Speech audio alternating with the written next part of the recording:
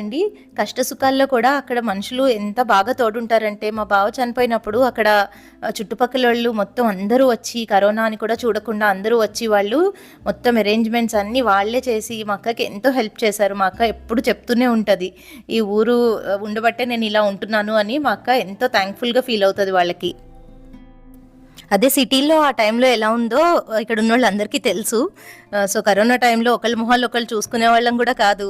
And ఎవరింట్లో అయినా corona వస్తే ఆ ఇంటికి అదే టైంలో మెయిడ్‌ని కూడా షేరింగ్ మెయిడ్ ఉన్నప్పుడు అదే టైంలో మెయిడ్‌ని కూడా బంద్ జేసేవారు.